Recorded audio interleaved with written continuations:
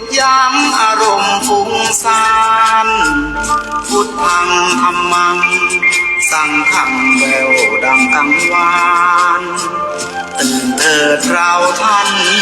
ฟังธรรมกล่อมขวัญหรือทายรักตัวของเราอย่าเมามัวหลงมายารีบตื่นขึ้นมาลืมตามองฟ้าวันใหม่รับฟังเพลงธรรมแล้วทำจิตให้สดใสฝึกตนฝึกใจให้หายทุกข์กายลำเค็ญเกิดมาทำไมถามใจบ้างสิ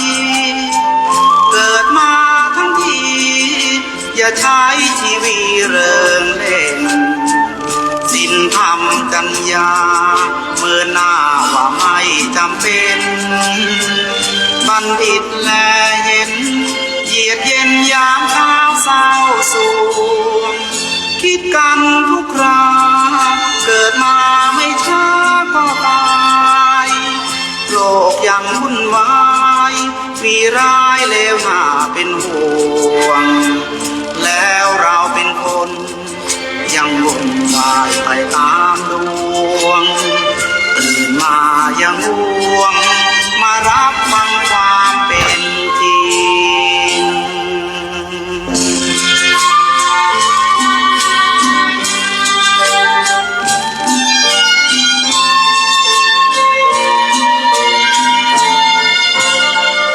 คิดกันทุกคราเกิดมาไม่ช้าก็ตายโลกยังวุ่นวายมีร้ายเลวหน้าเป็นห่วงแล้วเราเป็นคนยังวนวายไปตามดวงตื่นมายังห่วงมารับฟังความเป็นจริง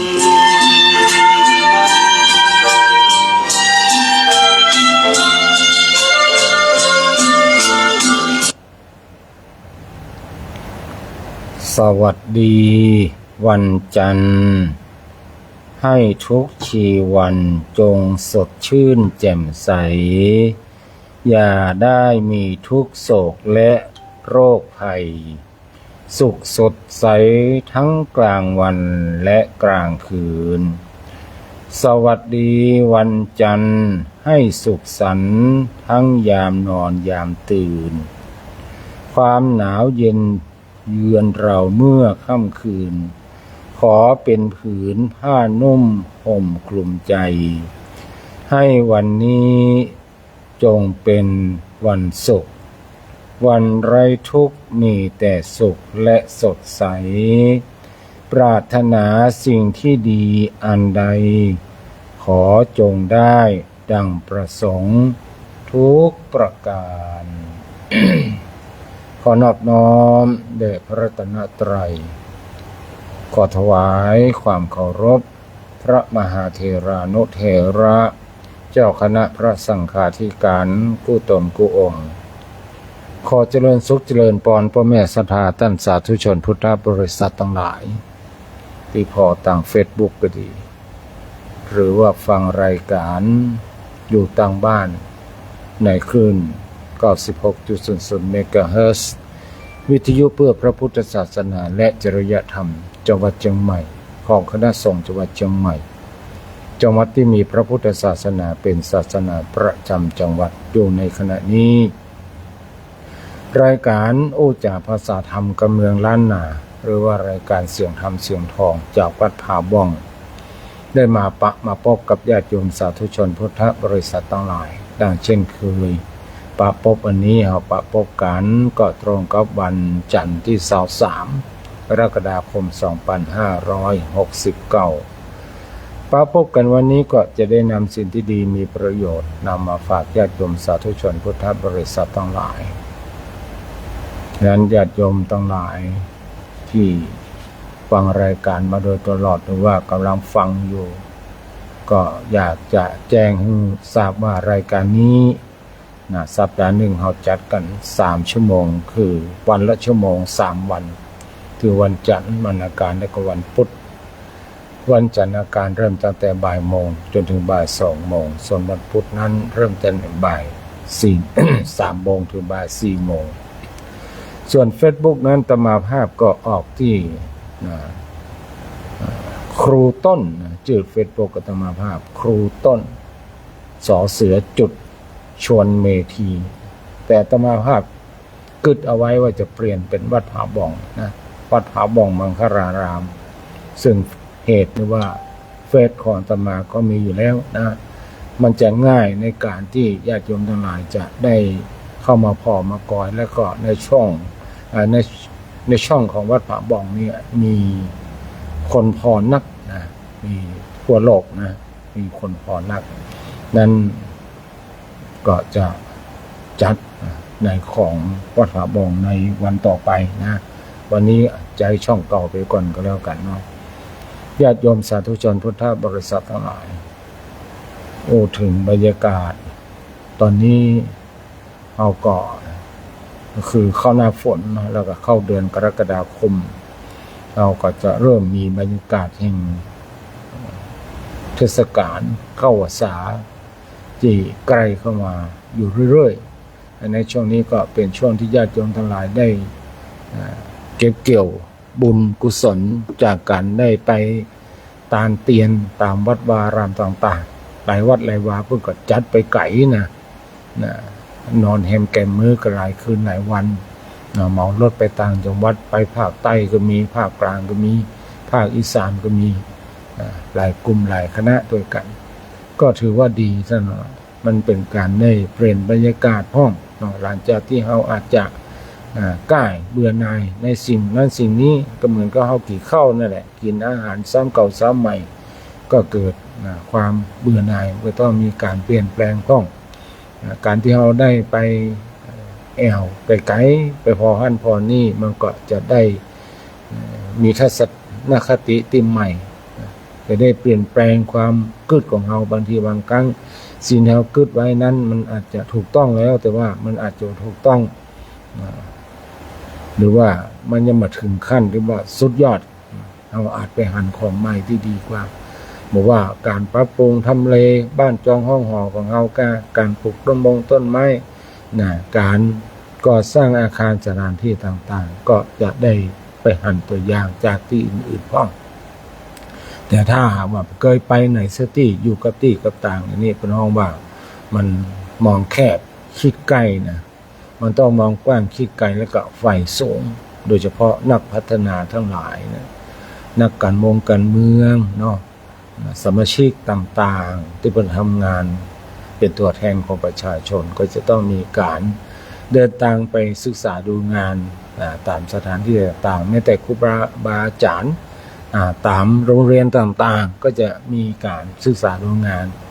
นอกจากนั้นก็นำคณะนักเรียนไปทัศนศึกษาในสถานที่ต่างๆโรงเรียนอื่นๆเพื่อจะได้มาปรับปรุงฮัลโหลเดนเนอร์กำลังจัดรายการอยู่โซฟากำลังจัดรายการอยู่เอาว่ามาก็ได้เราจะเอาอะไรบ้างเราขอเปลี่ยนเป็นเตียนเนอะเตียนกับผ้าไตรเนาะแล้วก็ชื่ออย่างนั้นสกุลอย่างก็จิตคงเนาะคุณทำคนจะเอาอย่างพ่อโม่มันเหลือผ้าไตรกับยาเนอะผ้าไตรชุดละ500แล้วก็ผ้านั้นยานั้น300เนาะเหลือก็ผ้าไตรครับเจ้าพอดีตอนนี้ยาอื่นหมดไปละเนาะเหลือกับผ้าไตรกับยาเนอะจะจำเป็นยังก็ปัจจัยไว้ที่หลังเนาะแต่ว่าต้องจองครัวก่อนเพราะว่าท่านได้พิมพ์รายชื่อไว้หมดแล้วไงต้องพิมพ์จะปิ้นแล้วก็จะต้องติดเนาะเจ้าอันนี้ครับคุณโสภาจิตคงเนาะถึงเรื่องทัศนศึกษา ไปไกลเลยเนาะถึงวันอาสาฬหบูชาว่าเราจะไปตานเตียนกันเหมือนกับคณะของเราเนี่ยที่จะได้เดินทางไปถวายเตียนที่อำเภอเจียงของแล้วก็ลวดแอวอำเภอเจียงแสนแอวอำเภอ แม่สวยเนาะแอวอำเภอแม่สายนะแล้วก็อำเภอที่เราผ่านมาญาติโยมทั้งหลายถ้ามีเวลาว่างว่าอยากจะแวะวัดไหนจะใดก็เขาแจ้งกันเรียกว่าเอาตั้งหน้าเป็นไปก่อนนะแต่ว่าตั้งมาภาพก็ได้ขอวัดที่สวยงาม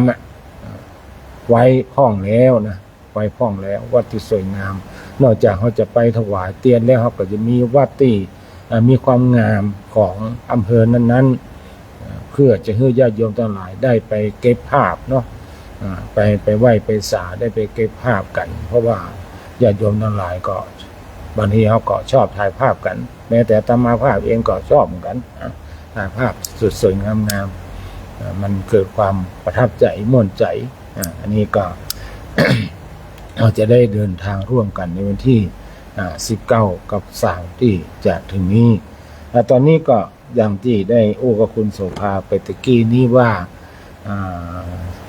ของที่เราจะไปตามนั้นตอนนี้เหลืออยู่ผ้าไตร4ผืนเนอะผืนละ500 บาทยาแถม4ชุดละ300 บาทแล้วก็สั่งแถม3ชุดนี่ชุดละ100เดียวนะนี่ญาติโยมสาธุชนทั้งหลายท่านที่รับแล้วอยากจะเอาเพิ่มเติมก็ได้นะท่านไม่ได้ไปแต่คนอื่นก็จะประเคนหื้อเนาะอาตมาภาพก็จะพยายามเก็บภาพมาฝากญาติโยมสาธุชนทั้งหลายจะกระจายทาง Facebook หรือว่าตามไลน์ต่างๆที่ญาติโยมทั้งหลายมีกับอาตมาภาพนั้นก็แจ้งท่านได้รับทราบตอนนี้ท่านที่สมัครแล้วก็ห้ามถอนตัวเนาะห้ามถอนตัวถ้าเกิดถอนตัวนี่เกิดความเสียหายกับอาตมาภาพเพราะว่าเราได้จองโรงแรมแล้วก็จองรถไปเรียบร้อยแล้วญาติโยมทั้งหลายก็โรงแรมเนี่ยคนหนึ่งเนี่ย350ต่อคนนะ700ต่อ2คนคือเอานอนคู่นะก็ลดแถมถ้าคนใดคนหนึ่งถอนตัวเนี่ยมันก็จะต้องโดยเฉพาะอาตมาภาพก็ไม่ได้เก็บสตางค์ญาติโยมก่อนที่ไปเก็บเนี่ยเพราะว่ามั่นใจว่าญาติโยมเนี่ยจะมาหักหลัง ใจก็ว่าหักหลังแหงไว้หน่อยกันเนาะ จะมาเบี้ยวอีกกันเนาะมั่นใจว่าญาติโยมทั้งหลายนี่จะเบี้ยวอาตมาภาพก็เลยว่าก็เก็บเอาวันไปดีกว่ามันจะได้รู้ว่าใครออกแล้วบอกออกแล้วจะได้คิดถ้าออกมาก่อนบางทีอาตมาภาพนี่ก็จะไปใจเป็นอย่างอื่นเนี่ยก็เดียวถึงวันมาแต่มาเงินบิดเนี่ยได้เนาะฉะนั้นขอแจ้งท่านทั้งหลายได้ทราบเพราะว่ากลัวเงินบิดเงินขาดนะมันก็ทั้งการโรงแรมทั้งการรถอย่างโตยเนาะนั่นก็ตอนนี้เขามี2การป่ายที่ป่ายมันก็จะเกินมาสัก3คน4คนอาตมาภาพก็จะเอามานั่งรถกับอาตมาภาพเนี้ยคือท่านหลายได้นั่งเต็มจำนวนคันละนั่งต่อหน้าตัวก็ตกคันละ10คนนะ10คน11คนจนคนขับเนาะต่างหลังมี9ต่างหน้ามี1เป็น10อันนี้ก็เป็นรถที่เราจะได้นั่งไปส่วนที่เหลือมาก็จะ 2-3 คนก็จะเอารถตัวเก่าไปตัวนะอันนี้ก็แจ้งด้านไหนรับทราบตามนี้ก็แล้วกันห้ามเบล ห้ามเบลญาติโยมสาธุชนพุทธบริษัททั้งหลายวันนี้จะถึงประวัติของปฐมสาวกถึงวันอาสาฬหบูชาก็คือเป็นวันที่พระพุทธองค์นั้นทรงประกาศพระธรรมเทศนากันแรกหรือว่าธรรมจักรกับปวัตตนสูตรนะธรรมจักรกับปวัตตนสูตรแก่ไผแก่ปัจจวัคคีย์5ปัจจวัคคีย์5ก็คือหมู่คนนี่แหละอยู่ที่มีอยู่ด้วยกันรวมกัน5คนวัคคะคือเป็นหมู่เป็นหมู่เป็นจุ้มอยู่ด้วยกัน5คนเรียกว่าปัญจวัคคีย์5ปัญจแปลว่า5ทั้ง5คนนี้ก็มีความเชื่อมีความเลื่อมใสว่าหลังจากที่เจ้าชายสิทธัตถะได้เสียสละตัวเก่าได้ออกบวชในพระพุทธศาสนาแล้วเจ้าชายสิทธัตถะนั้นจะได้บรรลุเป็นพระสัมมาสัมพุทธเจ้าหมู่เขาทั้งหลายก็ได้พากันติดตามโดยเฉพาะหัวหน้าปัจจวัคคีย์5ก็คือพระอัญญาโกณฑัญญะทั้งหลายพระอัญญาโกณฑัญญะเดิมชื่อว่าโกณฑัญญะเป็นบุตรของพราหมณ์มหาศาลคือเป็นพราหมณ์ที่มีความร่ำรวยท่านเกิดที่หมู่บ้านในโทนวัตถุนะบ้านชื่อว่าโทนวัตถุ ว่าโทนวัตถุกรุงกบิลพัสแคว้นสักกะเมื่อเจริญวัยขึ้นก็ได้ศึกษาตามธรรมเนียมของพราหมณ์จนแตกฉานในวิชาความรู้เมื่อมีชื่อเสียงเป็นที่ยอมรับของคนทั่วไปแม้จะอายุยังน้อยเมื่อคราวที่พระเจ้าสุทโธทนะคือบิดาของพระพุทธเจ้าของเราได้ตรัสเชิญพราหมณ์108 คนมาฉันมากินอาหารแล้วก็ทำการทำนายพระลักษณะของเจ้าชายสิทธัตถะ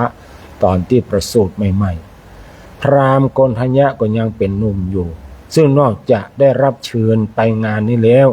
ก็ยังได้รับการคัดเลือกให้เป็น1 ใน 8 พราหมณ์ผู้ตรวจและทำนายพระลักษณะของพระพุทธองค์เมื่อประสูติตัว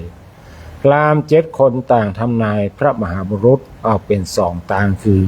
1. ถ้าทรงเป็นคฤหัสถ์ก็จะได้เป็นพระจักรพรรดิแต่เสด็จออกผนวดก็จะได้เป็นพระสัมมาสัมพุทธเจ้ามีแต่พราหมณ์โกณฑัญญะต่ออันฟันธงบอกว่าพระกุมารจะออกผนวดและตรัสรู้เป็นพระพุทธเจ้าอย่างแน่นอนและตั้งใจว่าถ้าถึงวาระนั้นหากตนยังมีชีวิตอยู่ก็จะออกบวชตามเสด็จไปอย่างนี้แหละท่านทั้งหลายทีนี้ก็มาถึงปัญจวัคคีย์ 5ปัญจวัคคีย์ต่อมาเมื่อพราหมณ์โกณฑัญญะได้ทราบข่าวว่าเจ้าชายสิทธัตถะได้เสด็จออกบวชแล้วและกำลังบำเพ็ญทุกขกิริยาคือการทรมานพระวรกายโดยการกลั้นลมหายใจคบเคี้ยวต่อเก่าอดอาหารเพื่อหาทางหลุดพ้นตามความเชื่อของคนในสมัยนั้นก็ได้ชักชวนเพื่อนของพราหมณ์ซึ่งเป็นบุตรของพราหมณ์คนอื่นๆแถม4 คนนั่นก็คือพัทธิยะวัปปะมหานามะและก็อัสสชิรวมเป็น5 คนตึงอัญญาโกณฑัญญะก็ปากันออกบวชเป็นบรรพชิตเรียกว่าปัญจวัคคีย์ติดตามไปเฝ้าอุปถากรับใช้พระมหาบุรุษครั้นเวลาผ่านไป6 ปี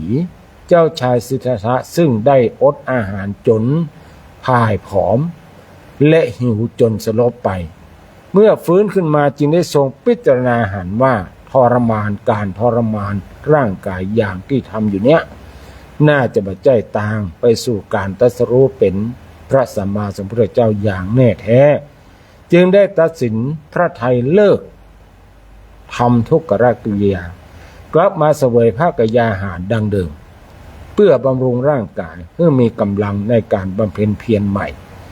หมู่ปัญจวัคคีย์ทั้งหลายหันจะอั้นแล้วก็สำคัญผิดกึดว่าทรงท้อแท้ต่อการบำเพ็ญพจน์ให้แล้วหันปิกมามากๆจึงสิ้นความเลื่อมใสปากันทิ้งพระองค์หนีไปอยู่ที่ป่าอิสิปตนะมฤคทายวันเมืองพาราณสีฝ่ายพระพุทธองค์เมื่อบำรุงร่างกายจนแข็งแรงแล้วก็ได้บำเพ็ญเพียรทางจิตจนได้ตรัสรู้เป็นพระสัมมาสัมพุทธเจ้าเมื่อวันเพ็ญขึ้น15 ค่ำเดือน 6และทรงเสวยวิมุตติสุขคือความสุขอันเกิดจากความสงบอยู่7 สัปดาห์ก็ได้ตัดสินใจเสด็จไปโปรดปัญจวัคคีย์ณป่าอิสิปตนะมฤคทายวันซึ่งตอนแรกพวกปัญจวัคคีย์ก็แสดงความกระด้างกระเดื่องโดยคิดว่าพระพุทธเจ้ามาหาหมู่เขาเพราะอยากจะหาผู้อุปถากเมื่อพระพุทธเจ้าบอกว่าพระองค์ได้ตรัสรู้แล้วก็ยังไม่เชื่อจนพระองค์ต้องตรัสเตือนว่าพระองค์บ่เคยกล่าววาจาว่าบรรลุธรรมแล้วจะอี้มาก่อนหมู่ปัญจวัคคีย์จึงระลึกได้ว่าบ่เคยตรัสมาก่อนแต่จึงยอมฟังพระองค์แสดงธรรมทีนี้ก็มาถึงธรรมจักรปวัตตนสูตรปฐมเทศนาที่เรียกว่าธรรมจักรปวัตตนสูตรทรงชี้หันว่าบุคคลบ่ควรประพฤติสุดโต่ง2 อย่างได้แก่กามสุขัลลิกานุโยคคือการมกมุ่นมัวเมาอยู่ในกามสุขในกามสุขทั้งหลายต้องแยกคำว่ากามเนี่ยนะกามคุณ5หมายถึงว่ารูปเสียงกลิ่นรส สัมผัสทั้งหลายมันเนี้ยที่เฮาบ่ใจหมายเพราะว่ากามบางทีพูดถึงกามเนี่ยบางทีเฮากึดเลิกเกินไปบ่ใจนะญาติโยมทั้งหลายแค่เอาหลงในรูปหันเก้าอี้นี่งามแต่โทรศัพท์งามเนี่ยนี่ก็เป็นกามนะญาติโยมทั้งหลายแต่เป็นความใคร่นะใครได้นะให้เป็นเจ้าของเหล่านี้เป็นต้นแหละและอัตตกิลมัฏฐานุโยคคือการทรมานตัวให้ลำบากคือพระองค์เนี่ยก็คิดว่าพระองค์เนี่ยได้ทดลองมาทุกอย่างแล้วโดยเฉพาะการทำทุกขกริยาคือคนในสมัยนั้นมีความเชื่อว่าการทรมานร่างกายด้วยวิธีใดก็ตามเช่นนอนบนเหล็กกลก็ดีนะหรือว่าเนี่ยอย่างก็ดีนะยืนขาเดียวก็ดีเป็นต้นหรือว่ากำลูกกุยอย่างเดียวมันมีการแบตลอดนะจนเล็บมือนะทะลุออกนะหลังมือเนี่ยการทรมานอย่างนี้ทำให้จะได้บรรลุธรรมคนเรามีความเชื่ออย่างนั้นมาเจอญาติโยมทั้งหลายลองเปิดพอ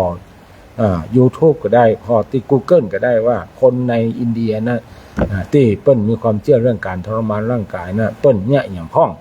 ท่านก็สามารถเปิดพอได้เลยนะฮะ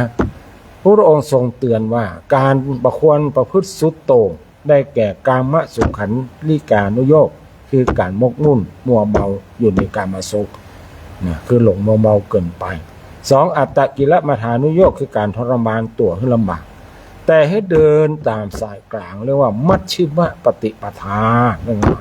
อันเป็นข้อปฏิบัติที่บ่ตึงหรือย่อนเกินไปเรียกว่าอริยมรรคมีองค์8มรรคมีองค์8มีห้องสัมมาทิฏฐิคือความหันชอบคือปรับความหันตัวเก่าเนี่ยเป็นคนที่มีความหันที่ชอบสัมมาสังกัปปะคือความดำริชอบคือจะกึศอย่างกับกึศในสิ่งที่ดีสัมมาวาจาวาจาชอบจะอู้จะจาก็อู้สิ่งที่ดีมีประโยชน์สัมมากัมมตะการประพฤติชอบนะประพฤติทางกายวาจาใจก็ประพฤติในสิ่งที่ดีเท่านั้นสัมมาอาชีวะคือเลี้ยงชีวิตชอบนะประกอบอาชีพการงานที่สุจริตสัมมาวายามะมีความเพียรนะมีความเพียรพยายามในทุกสิ่งทุกอย่างสัมมาสติระลึกชอบสัมมาสมาธิตั้งใจชอบจากนั้นทรงสรุปด้วยอริยสัจสี่คือหลักความจริงของชีวิตซึ่งประกอบด้วยทุกข์คำว่าทุกข์นั่นคือความบ่สบายกายบ่สบายใจสมุทัยเหตุให้เกิดทุกข์นิโรธความดับทุกข์และมรรคข้อปฏิบัติเพื่อถึงความดับทุกข์ท่านทั้งหลายอริยสัจสี่นี่แหละทุกข์เนี่ยคืออย่างความบ่สบายกายบ่สบายใจที่เรามีอยู่เนี่ยมันมาจากสมุทัยหรอไม่ใช่จู่ๆมันจะเกิดขึ้นมานะสมุทัยคือเหตุเกิดแห่งทุกข์อย่างเช่นว่ารู้สึกว่าบ่ม่วนให้กัด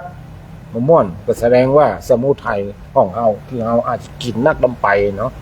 กินนักลงไปทำให้ท้องเรากัดอันนี้เป็นต้นหรือว่ารู้สึกว่าหิว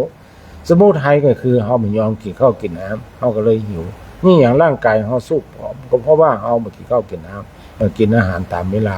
นี่อย่างเราเป็นโรคกระเพาะไม่ได้กินอาหารตามเวลาอันนี้คือเป็นสมุทัยคือเป็นเหตุทุกสิ่งทุกอย่างมันมีเหตุหมดนะทำใดเกิดแต่เหตุพระพุทธองค์ทรงตรัสให้ดับเหตุแห่งธรรมนั้นก่อนนะทุกอย่างมันมีเหตุทั้งหลายเนี่ยอย่างเขาถึงเป็นอย่างนี้ก็เพราะว่าเขาไปสร้างเหตุอย่างนั้นมันถึงเป็นอย่างนี้เนี่ยเป็นต้นทั้งหลาย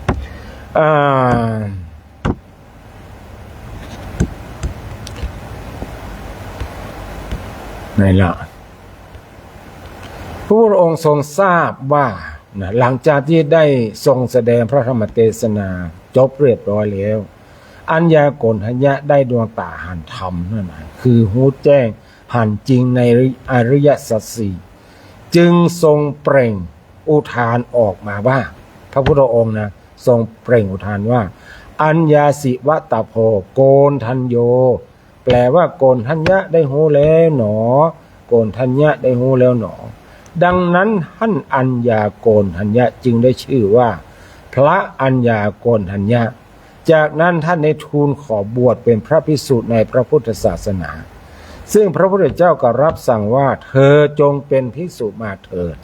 ทำอันเรากล่าวได้แล้วจงประพฤติพรหมจรรย์เพื่อทำตนให้พ้นทุกข์ด้วยดีเถิด การกล่าวจีเอะถือว่าท่านผู้นั้นเป็นพระภิกษุที่สมบูรณ์แล้วนะที่สมบูรณ์แล้วและเรียกการบวชที่พระพุทธเจ้าบวชให้ด้วยการเปล่งวาจาอย่างนี้ว่าเอหิภิกขุอุปสัมปทาซึ่งพระอัญญาโกณทัญญะถือเป็นพระภิกษุองค์แรกที่บวชด้วยวิธีนี้และเป็นสาวกองค์แรกในโลกอีกนั่นแหละบอกว่าโยมหมายอย่างเดียวเนอะโยมหมายอย่างเนอะขอแยกแป๊บนึงเนอะ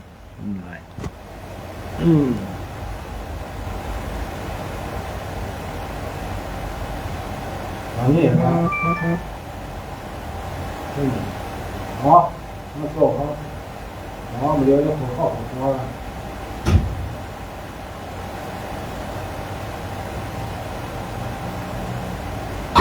มีโยมเพิ่นมาธุระโอเคพูดกันต่อเนาะท่านสาธุชนทั้งหลายอัญญาโกณทัญญะนะได้เป็นพระภิกษุองค์แรกของโลกทีนี้รัตตัญญูทั้งหลายรัตตัญญูแปลว่ารู้ราตรีนานอัญญาโกณทัญญะเนี่ยได้รับยกย่องจากพระสัมมาสัมพุทธเจ้าว่าเป็นรัตตัญญูคือรู้ราตรีนานก็หมายความว่าท่านเนี่ยเป็นคนเกิดเหมือนมีประสบการณ์นักเหมือนพ่อแม่ศรัทธาทั้งหลายไปที่มีอายุนักๆเนี่ยเพราะว่ารัตตัญญูคือรู้ราตรีนานผ่านโลกมานักแล้วมีประสบการณ์นั่นแหละ ครั้นเมื่อพระองค์ส่งพระสาวกออกไปประกาศพระพุทธศาสนาทั่วชมพูทวีปพระอัญญาโกณทัญญะก็เป็นหนึ่งในพระธรรมทูตรุ่นแรกที่ไปเผยแผ่พระพุทธศาสนาและตอนที่ท่านบวชนั้นกล่าวกันว่าท่านน่าจะอายุเกิน60 ปีแล้วท่านได้รับการยกย่องจากพระพุทธเจ้าเป็นเอตทัคคะคือมีความเลิศหรือมีความรู้ความพิเศษเป็นรัตตัญญูคือรู้ราตรีนานหมายความว่าเป็นผู้มีประสบการณ์นักได้ปะเรื่องราวต่างๆมามากมายสามารถให้คำแนะนำและเป็นแบบอย่างแก่ผู้อื่นได้ท่านจึงเป็นคนที่เคารพรักของพระภิกษุทั้งหลายในภายหลังท่านได้ไปแสวงหาความสงบในป่าณสละฉัตรทันอันเป็นที่อยู่ของจ้างโขงใหญ่ท่านอยู่ที่หั่นประมาณ12 ปีเมื่อหันว่าอายุสังขารจะสิ้นแล้วท่านก็ได้เข้ามากราบทูลลาพระพุทธเจ้าเพื่อดับขันปรินิพพานเมื่อทรงประทานอนุญาตท่านก็ได้กลับไปปรินิพพานอย่างป่าที่เดิมซึ่งพระพุทธเจ้าก็ได้ทรงนำอัฐิธาตุของอัญญาโกณทัญญะบรรจุไว้ในเจดีย์เพื่อเป็นสักการะบูชาแก่คนทั้งหลายโดยอันนี้ก็เป็นเรื่องราวของพระอัญญาโกณทัญญะซึ่งเป็นหนึ่งหรือว่าเป็นหัวหน้าของปัญจวัคคีย์ซึ่งเราจะเท้าความมาถึงวันอาสาฬหบูชาท่านทั้งหลายก็ต้องนำเรื่องของอัญญาโกณทัญญะมาบอกกับท่านทั้งหลายได้รู้ประวัติโดยย่ออย่างก่อนทีนี้เราก็มาถึงวันอาสาฬหบูชาละหรือว่าเป็นวันเข้าพรรษาที่พ่อแม่ศรัทธาฮ้องกันนั่นแหละเข้าพรรษาความหมายของพ่อแม่ศรัทธานั่นก็คือวันอาสาฬหบูชาคือวันศีลแรกนั่นแหละวันศีล15 ค่ำเดือน 8ของทุกปีมันเป็นวันอาสาฬหบูชาแต่พ่อแม่ศรัทธาบอกว่าเป็นวันเข้าพรรษาบ่ต้องสงสัยและก็บ่ต้องปิ้นบ่ต้องเปลี่ยนก็ได้มันเป็นสิ่งที่ถูกต้องแล้วเพราะเป็นวันเข้าพรรษาของญาติโยมทั้งหลายส่วนพระนั้นไปอย่าเข้าพรรษาทัดไปทำวันหนึ่งเวลาออกก็อย่าออกไปแถมทัดถึงวันหนึ่งเช่นเดียวกันคือโยมเข้าก่อน1 วันคือวันอาสาฬหบูชาส่วนพระนั้นจะเข้าในวันเข้าพรรษาวันอาสาฬหบูชาเป็นวันที่มีความสำคัญอย่างยิ่งในทางพระพุทธศาสนาเพราะว่าเป็นวันแรกที่พระพุทธเจ้าทรงประกาศพระศาสนาแก่ชาวโลกและเป็นวันที่พุทธพระสงฆ์เกิดขึ้นครั้งแรกในโลกโดยพระอัญญาโกณทัญญะเป็นผู้บรรลุธรรมเป็นพระโสดาบันองค์แรกและทำให้พระรัตนตรัยครบ3คือพระพุทธพระธรรมและพระสงฆ์ก่อนหน้านั้นมีแต่พระพุทธพระธรรมยังไม่มีพระสงฆ์ยังเรียกว่ายังไม่มีสักขีพยานในการตรัสรู้ของพระพุทธเจ้าเตื้อเหมือนกับว่าพระพุทธองค์นั้นมีความสามารถแต่ว่า คนทั้งหลายอาจจะไปเชื่อยังไม่มีภัยพิสูจน์โดยเฉพาะเรื่องของธรรมะที่พระองค์ค้นคว้าได้นั้น หลังจากที่อัญญาโกณฑัญญะได้ฟังแล้วพิจารณาแล้วเขาหันว่าเป็นจริงอย่างที่พระองค์ตรัสนี่ชื่อว่าอัญญาโกณฑัญญะเปิ้ลได้เป็นสักขีพยานในการตรัสรู้ของพระองค์โดยว่าพระธรรมของพระองค์นั้นเป็นสิ่งดีวิเศษแต่เลยนะวันอาสาฬหบูชาเนาะ2569ตรงกับวันตี้ตรงกับวันขึ้น15ค่ำเดือน8ของทุกปีซึ่งในปี2569นี้ก็ตรงกับวันที่29กรกฎาคมวันอาสาฬหบูชาเป็นวันหยุดราชการประจำปีและธนาคารพาณิชย์ทุกแห่งจะปิดทำการในวันอาสาฬหบูชายกเว้นสาขาในห้างสรรพสินค้าบางแห่ง อันนี้เป็นข้อมูลเพิ่มเติมนะวันอาสาฬหบูชาวันอาสาฬหบูชาคือวันที่พระพุทธเจ้าทรงประกาศพระพุทธศาสนาเป็นครั้งแรกหลังตรัสรู้โดยทรงแสดงปฐมเทศนาเรื่องธรรมจักรกับปวัตตนสูตรแก่ปัญจวัคคีย์ทั้งห้าได้แก่พระอัญญาโกณฑัญญะพระวัปปะพัทธิยะพระมหานามะและพระอัสสชิณป่าอิสิปตนะมฤคทายวัน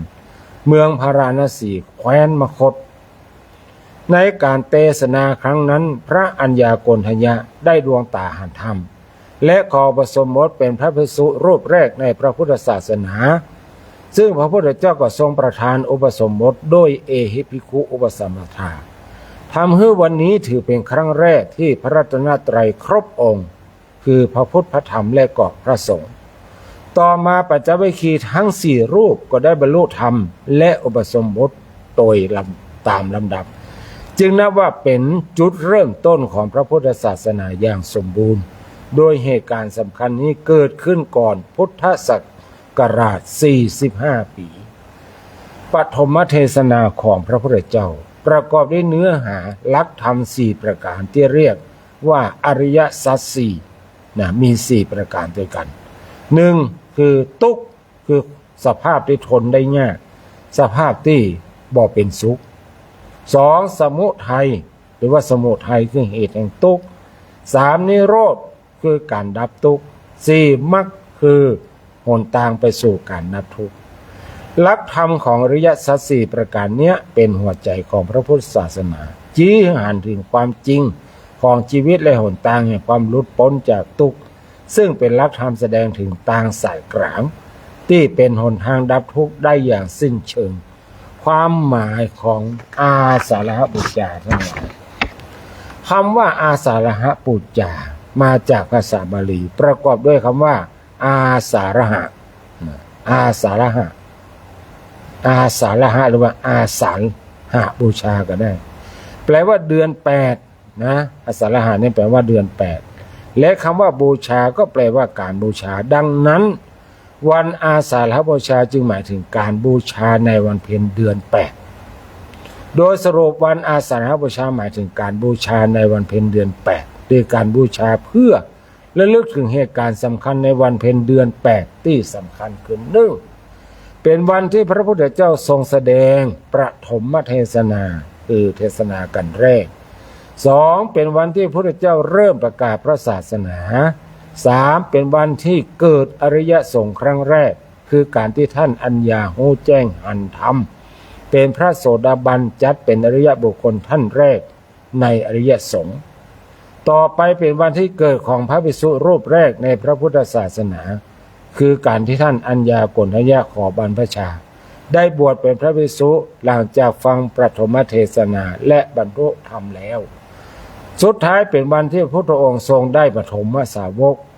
เนี่ยคือการที่อัญญาโกณฑัญญะได้บรรลุธรรมและบวชเป็นพระภิกษุจึงเป็นสาวกรูปแรกของพระพุทธเจ้าทั้งหลาย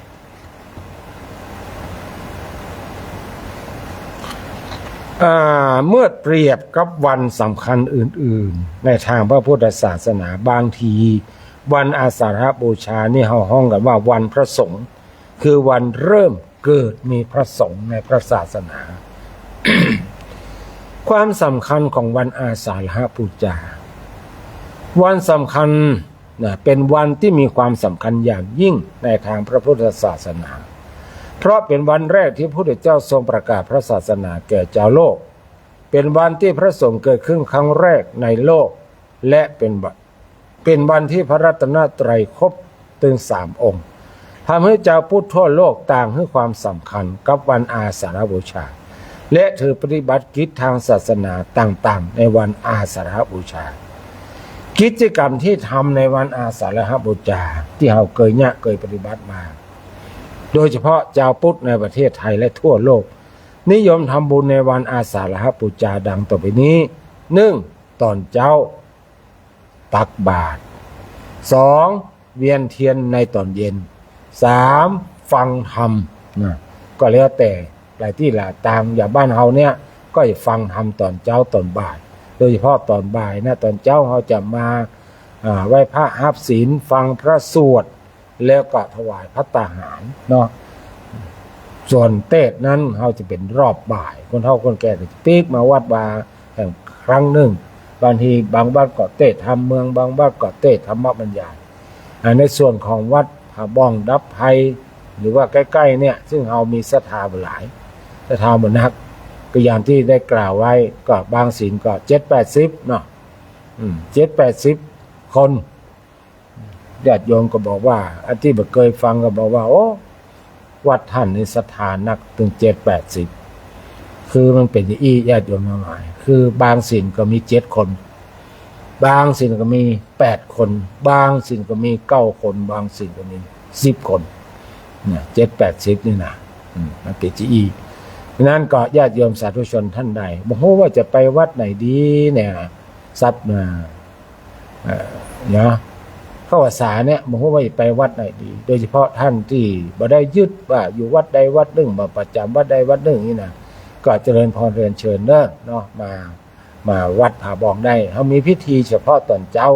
ก็เริ่มทำพิธี7 โมงก็มีการไหว้พระแล้วก็มีการทำวัดเจ้าน้อยนึงต่อจากนั้นก็ไหว้พระรับศีลแล้วก็ฟังพระธรรมเทศนาโดยพระเนรเนี่ยจะเปลี่ยนกันเทศน์บ่เหมือนญาติโยมหลายบางวันก็5 นาทีบางวันก็10 นาทีนั่นแหละต่อไปนั้นใส่เข้าบาตรรับพรเรียบร้อยก็กลับบ้านได้เลยก็ถือว่าจบหมดละวันศีลของวัดผาบองของวัดดับไพของวัดปราสาทจะมีรอบเจ้าอย่างเดียวไม่มีรอบบ่ายแต่ถ้าเป็นวัดที่อื่นๆอย่างวัดอำเภอรอบนอกก็จะมีรอบบ่ายตรงนี้อันนี้ก็แจ้งท่านอะไรได้รับทราบใครอยากจะมาเพิ่มมาเป็นศรัทธาวัดผาบองอาตมาภาพก็เจริญพรเรียนเชิญได้เนอะเอามีเก้าอี้ท่านนั่งนะไม่ได้นั่งกับปืนเนอะท่านอะไรนะเอามีเก้าอี้ท่านได้นั่งแบบสบายๆย่อนแข้งย่อนขาเอามาทำวัดด้วยกันกิจกรรมที่สำคัญการทำวัดได้ร่วมกันเนี่ยมันเป็นการพร้อมเพรียงสามัคคีญาติโยมทั้งหลายก็จะได้ทำกิจกรรมมันมีความภาคภูมิใจว่าเราได้ทำวัดสวดมนต์ได้รับศีลด้วยตนเองท่านหลายโดยตนเองเขาไม่ได้ไปฟังอย่างเดียวหรอกเหมือนกับเขาไปพอคอนเสิร์ตกันวัยรุ่นทั้งหลายน้องๆช่วยกันร้องหน่อยนักร้องก็เอาไม้ยื่นคนต้องร่มก็ฮ้องไปตัวรู้สึกว่ามันม่วนนะทั้งนักร้องทั้งผู้ชมมีความสุขว่าได้ร่วมกิจกรรมตัวเหมือนญาติโยมทั้งหลายเนี่ยถึงเวลามาต่อไปไหว้พระนะเนี่ยทั้งหลายต้องเปล่งเสียงนะไม่ใช่แปลงมุมิบปากมุมิบอย่างกระโบนะแล้วก็กราบเนี่ยเริ่มตั้งแต่การกราบท่านต้องฝึกกราบให้ถูกต้องตัวท่านพอตัวอย่างใน YouTube ตัวกราบเบญจางคะประดิษฐ์เนี่ยมาประกอบด้วยองค์5คือเข่า2ศอก2หน้าผาก1รวมเป็น5นี่วิธีการคุกเข่าเนี่ยจะได้นะแล้วการกราบลงอย่างใดให้มาครบองค์5ท่านพอใน YouTube นะวิธีกราบเบญจางคะประดิษฐ์ให้ถูกต้องนะแล้วท่านก็จะปฏิบัติตนได้ถูกต้องตั้งแต่เริ่มแรกตั้งแต่กราบมาเจ้มาถึงเอามือใส่กบสเตี้ยมาได้ก้มตัวลงเลยนะบางคนเอามือแบเห็นไหมนั่นก็เป็นกราบไปละ เนี่ยอันนี้ถือว่ากราบที่ถูกต้องเท่านั้นถ้ามันทำอย่างถูกต้องแล้วมันจะเกิดความภาคภูมิใจต่อจากนั้นก็คือการไหว้พระเนาะก็เป็นเสียงดังๆอะระหังสัมมาสัมพุทโธพระคะวาทั้งไม่ยิงต่อใจว่ากันดังๆเนี่ยต่อจากนั้นก็สมาทานศีลนั่นไงต้องได้นะท่านท่องเอาไว้มันง่ายมันไม่ใช่ยากมะยังพันเตติสรเนนะสหปัญจศีลานิยาจามะว่าอย่างเก่าเนี่ยแต่มันเปลี่ยนมาทุติยมปีตติยมปีเพิ่มเติมมาได้2 บรรทัดไปได้ท่านต้องท่องก็ได้นะหรืออาจจะมีวิสงก็ได้แล้วแต่วัดแต่โดยส่วนมากจะเป็นติสรเนนะมดนะโดยส่วนมากจะเป็นย่านมดฉะนั้นก็ต้องท่องให้ได้กรรมอันนั้นถ้าเป็นคนเมืองเฮาสุดท้ายก็จะมีการตรวจน้ำกวดน้ำเพื่อที่ส่วนบุญส่วนกุศลเพื่อกับผีเก้าเน่าเมินตราถึงเตบทเทวดาทั้งหลายอีตังตานะกัมมังนิปานะปัจจโยโตโนนิจอันนี้ก็เช่นเดียวกันท่านจะต้องท่องได้ทั้งหลายที่วัดผาบองเฮาได้พิมพ์ไว้ที่ในหนังสือสวดมนต์คู่มือเรียบร้อยนะทางสถาเพิ่นก็จะเอามาว่าตัวต่อจากนั้นก็วันตาใหญ่วันตาน้อยเนี่ยกำลาพระนี่มันเป็นอย่างปุจจาไม่จะนำปุจจานะอันนี้แหละญาติโยมสาธุชนทั้งหลายถ้าหากว่าเราได้ไปทำกิจกรรมได้ทำเองปฏิบัติเองเนี่ยมันจะเกิดความภาคภูมิใจและมันก็จะได้บุญเต็มเม็ดเต็มหน่วยนะนี่วันนี้คงอู้เล่าเรื่องราวต่างๆมาบอกอีกก่อนตอนนี้แม่น้อยบอกว่าอยู่ในสถานนะน้อยมีจะอู้กับญาติโยมสาธุชนพุทธบริษัททั้งหลายก็โทรมาได้เนอะโทรเข้ามาได้เลยเนาะว่างโยมแม่น้อยวันนี้มีอย่างกาจะอู้กับญาติโยมก็โทรเข้ามาเนอะเอาละฮัลโหลโยมแม่น้อยฮัลโหลไหวตาเจ้าท่านพระครูเอาเลย เจ้าอาสาฬหะปีนี้7 วันปิงปุดนะเจ้าวันนี้เป็นสิ่งใหญ่นะเจ้าข่าวต่อไปนี้เป็นข่าวเลิมตายนะเจ้าเนาะข่าวต่อไปนี้จักเราเลิมตายหนุ่มเฒ่ายิ่งใจตั้งหลายจุปูรับฟังข่าวซ้อนมาวอนฟูตีการฟังดูเนินนายหันข่าวเมื่อเจ้าก็น่าเศร้าใจมันถึงข้าวตายยิงใจหนุ่มเฒ่าตึงสัตว์ตึงคนก็ตายเหมือนกันโอ้ลำหันข่าวเมื่อเจ้าก็น่าเศร้าใจมันถึงข้าวตายยิงใจหนุ่มเฒ่าสร้างกรรมต้อยกันมาตันเจ้าแล้วแต่กรรมเก่าต้อยตันตึงสัตว์ตึงคนก็ตายเหมือนกันอายุไผมันเลนาแล้วแต่เว้นกรรมที่ใดทำมาตายไปก่อนหน้าบ่ได้เดินปันพี่น้องตั้งหลายยิงใจกูจันถ้ากรรมมาตันเนินนายทำใจกันเตอะบ่ฮู้จะตายผู้ไฟจะไม่ไผบอกไปเจ้าอย่าประมาททำให้ยังเจ้าพิจารณาเอาอย่างคิดอันว่าความตายมีหลายชนิดของกินยาผิดตายไปนี่ตึงบอกป้นในเรื่องความตายมดตึงเมืองไทยตายหมดเนอะเจ้าพ้องก่อตายหนุ่มพ้องก่อตายเฒ่าแล้วแต่กรรมเก่าเดินนายกันกรรมมาเติงจักขอกลับไว้น้ำตายดไหลอาบย่อยก็บ่สมหวังดังใจสักน้อยเพราะกรรมจงห้อยตุยตันโรยจนบ่ไหว้ก็ตายเหมือนกันมีเงิน10 ล้านบ่หลอดตายเจ้าแล้วแต่กรรมเว้นกรรมใหม่กรรมเก่าบ่เว้นไผเจ้าวงวานมนุษย์ลุงฟ้าโตห้องสถานมัจจุราชมานบ่เว้นหลีกไว้แม่แต่เสือมีก็นี้ว่าใดจ้างมาโง่ควายก็แล้วเป็ดไก่งูม้าบ่กล้ากัดแก้วอยู่ว่าใดแล้วเหมือนกัน พ้องสินเลือดแตกพ้องเป็นความดันสินเลือดอุดตันหัวใจวายเจ้าวันที่12มีข่าวหน้าเศร้าไฟใหม่เจ้าล้านเหล่าอาหารป่วย18รายเข้าโรงพยาบาลรถถูกไฟเผาผลาญตาย27เจ้าถ้าถึงเขาตายยิงใจหนุ่มเฒ่าอยู่ที่ไหนเจ้าจึงตายถ้าเฮายิงนี้บ่ยิงเข้าใกล้คือความป่วยไข้และความแก่ความตายจักลบหลีกลี่ยิงนี้ต่อใดก็ซ้ำเข้าไก่เนินนายโตเฮาเหมือนกันก็ต้องวำวายแต่เวลาใดบ่ฮู้วันนี้บ่ตายชีวิตยังอยู่ก็ต้องต่อสู้กันไปวันเกิดฮู้แต่บ่แน่วันตายจักตายวันใดบ่ฮู้เด้อเจ้าจะตายที่ไหนยิงใจหนุ่มเฒ่าบ่ฮู้เด้อเจ้ายามใดจะตายตอนเจ้าหรือว่ายามควายว่าเวลาใดใน1วันเจ้าวันนี้ยังอยู่ไปหือศูนย์เปล่าทำดีไว้เจ้าเนินนายมีอยู่2อย่างเวลาเฮาตายติดตามเอาไปได้เจ้ามีบาปกับบุญนำหนุนโดยเฮาติดโตไปเจ้าจาดหน้าคิดถึงความตายเอาไว้เลยนะทุกเวลาวันละหลายหนก็องค์พุทธะถามละอานนท์คิดวันกี่หนนึกถึงความตายอยู่ที่จมูกที่ลมหายใจเข้าออกต่อได้นับไปเนื้อเจ้า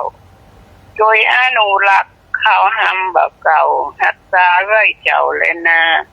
มดรุนใหญ่เลี้ยวจะมีก็หาสังคมกลุ่มหน้าบอกฟังกันเจ้านายเจ้าวันผู้ฟังต่อนะเจ้าไหวสาเจ้าเจริญพรแม่น้อยก็เอื้อความตายว่าอันความตายชายนารีนี้ไม่พ้นมีเลยจนก็ต้องตายกลายเป็นผีถึงจะรักก็ต้องร้างห่างทันทีไม่วันนี้ก็วันหน้าจ้าหรือโวยท่านสาธุชนพุทธบริษัททั้งหลายโมทนากราบขอบพระคุณท่านอาจารย์พระครูสิริวินัยบรรหารท่านอาจารย์พระมหาสมเกียรติโคสวาทีจากจังหวัดชุมพรเนาะพอผ่านข้ามจังหวัดมาเนาะฝนตกหนักก็โยมนัทนนท์โยมนากาแฟเนาะแล้วมีแผ่แท้ขอก่อนเนาะโยมนภัสวรรณบางมณีโยมสมหมายเจริญรัตน์แม่โยมจันเพ็ญปฐมนิเทศเนาะที่ดูทาง Facebook อยู่โมทนาเนออาตมาภาพมีข่าวจากวัดพระสิงห์วรมหาวิหารของเฮาว่ากำหนดการที่พระบาทสมเด็จพระเจ้าอยู่หัวทรงพระกรุณาโปรดเกล้า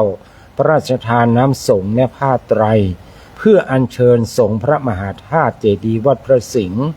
วรมหาวิหารจังหวัดเชียงใหม่เนื่องในโอกาสมหามงคลเฉลิมพระชนมพรรษา28กรกฎาคม2569ระหว่างวันที่27ถึง28กรกฎาคม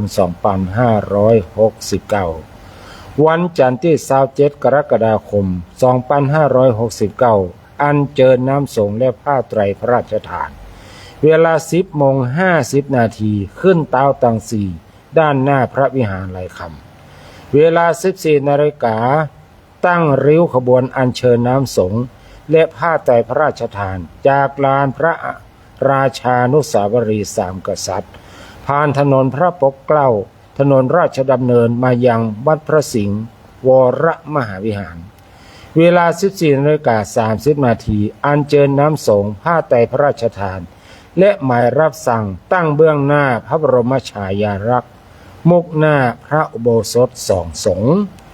พิธีเจริญพุทธมนต์สมโภชน้ำสงฆ์และผ้าไตรพระราชทานณมณฑลพิธีหน้า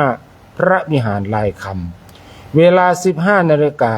ศาสนพิธีกรกล่าวนำเข้าสู่พิธีการเจิญประธานในพิธีจุดธูปเทียนบูชาพระพุทธสิหิงค์ในพระวิหารลายคำ ประธานในพิธีจุดธูปเทียนบูชาพระรัตนตรัยภายในประรำพิธีประธานในพิธีเปิดโกรยกระทงดอกไม้ธูปเทียนแพ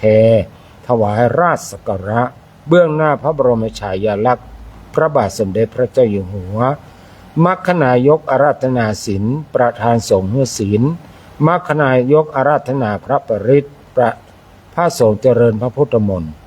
เจ้าหน้าที่อัญเชิญผ้าไตรพระราชทานประธานในพิธีถวายผ้าไตรพระราชทานแด่พระสงฆ์ทั้งนั้นอนุโมทนาถวายอาดิเรกประธานในพิธีกราบลาพระรัตนตรัยถวายความเคารพพระบรมฉายาลักษณ์กราบลาพระสงฆ์เป็นเสร็จพิธีการแสดงศิลปวัฒนธรรมสมโภชน้ำสงฆ์ในผ้าไตรพระราชทานอันนี้กำหนดการวันที่27เนี่ยญาติโยมทีนี้ก็วันที่28พิธีถวายเครื่องสักการะเริ่มตั้งแต่ 14 นาฬิกาหน่วยงานองค์กรราชการป้อก้าประชาชน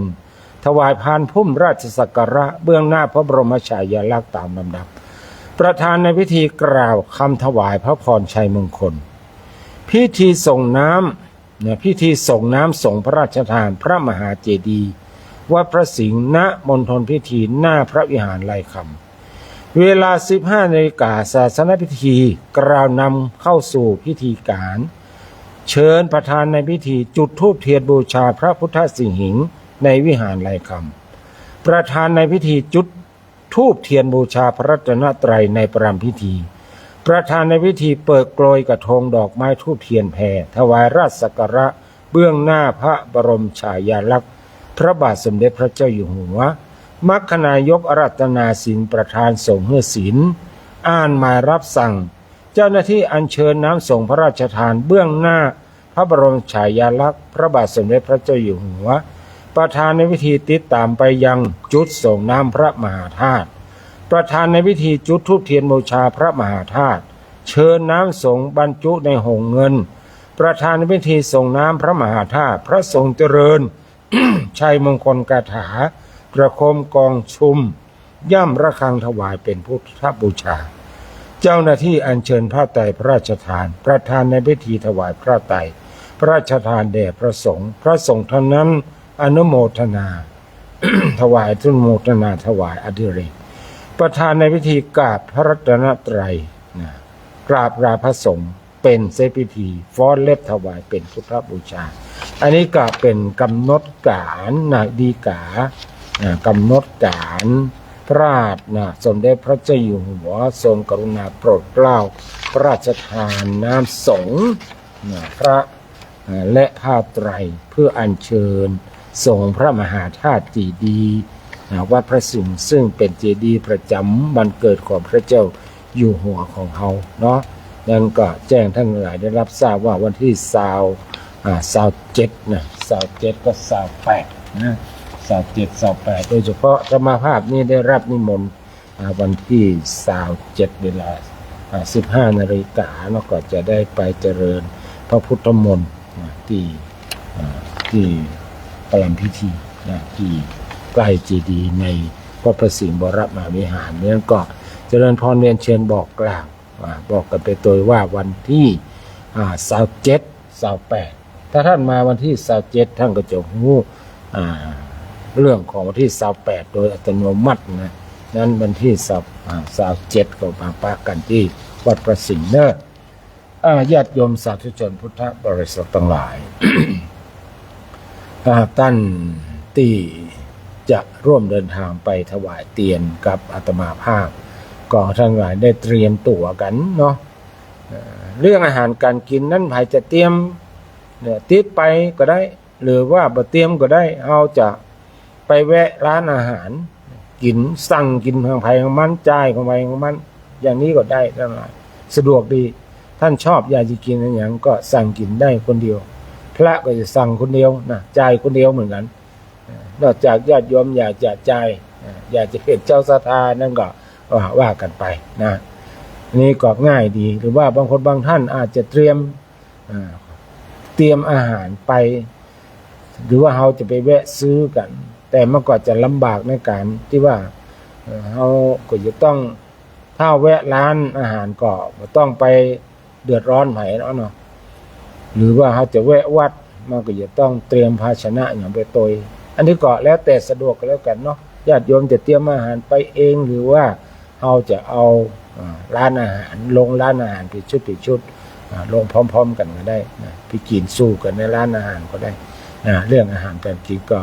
เตรียมเสื้อผ้าไปเหี่ยคนละชุด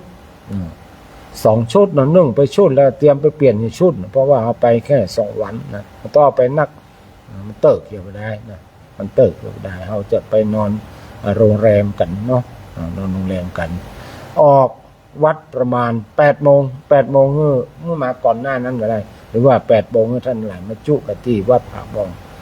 มาจุผาบองโมที่ขึ้นวัดผาบองก็มาขึ้นที่วัดผาบองสายวัดอภัยก็ไปขึ้นที่วัดอภัยเวลา8 โมงเนาะเราจะได้เคลื่อนที่ไปเรื่อยๆบ่ได้เร่งอะไรอย่างเนาะเมื่อไปถึงจุดหมายปลายทางเป็นที่เรียบร้อยเราก็จะตานสัก3 วัดตานไว้ก่อน9 วัดอาจจะตานไว้สัก3-4 วัด3-4 วัดไปก่อนเพื่อทำวันหนึ่งมันก็เหลือบกี่วัดเราก็จะได้มีเวลาที่จะไป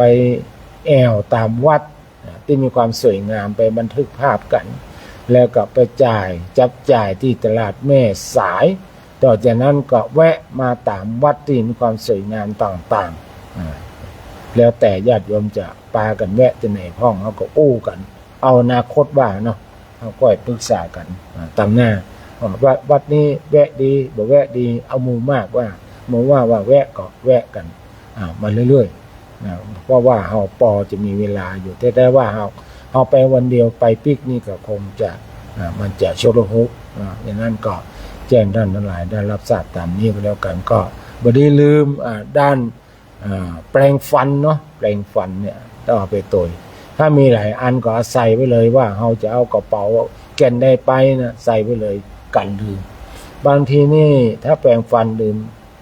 ก็จริงๆแล้วมันก็มีขายนะขายทั่วไปแต่ถ้าหากเอาจะพกไปเนี่ยบางทีนี่บางคนนี่พกไปกับแปรงเนาะยานี่เอาตั้งหน้าหรือไปขอเปื้อนก็ได้อันนี้ก็แล้วแต่ อันนี้ก็เป็น